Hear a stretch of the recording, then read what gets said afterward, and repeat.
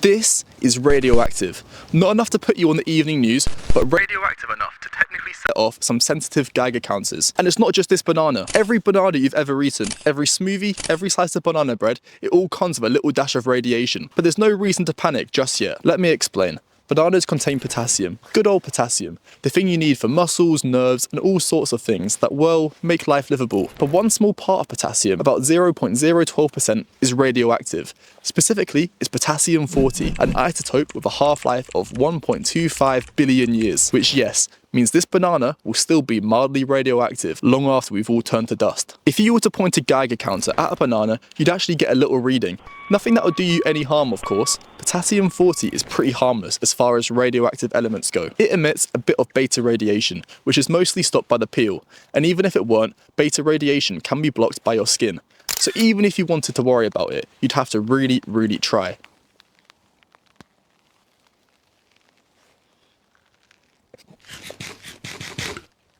And the fact is, our bodies are filled with potassium too. Every single one of us has a little bit of potassium-40 ticking away inside, just like bananas do. In fact, our bodies are actually much more radioactive than the banana that I just ate. But it's not just bananas. Avocados, carrots, even potatoes, they all have a bit of potassium-40 inside too. Bananas are just the poster child for this because they're high in potassium and, well, they're convenient to wave around when you're talking about radioactive food. Now, if you were to eat 10 million bananas in one sitting, you'd get a lethal dose of radiation. You'd also get a lethal dose of just bananas really, but the point is, bananas have become famous for their radioactivity because it's easy to make a joke out of. Watch out, that banana's radioactive.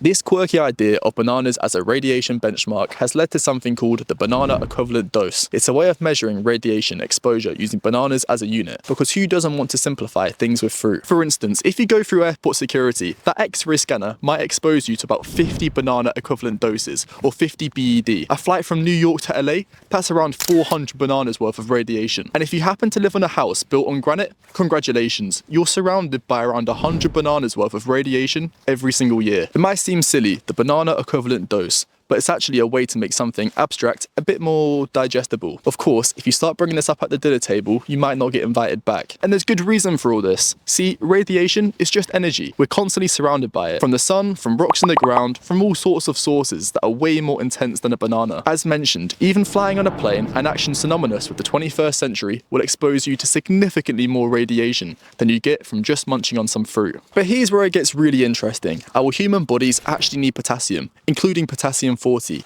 In fact, you're probably a little bit radioactive right now because of it. But we're all fine. This has been happening for as long as there's been bananas, or people for that matter. So, should you be worried about bananas? No.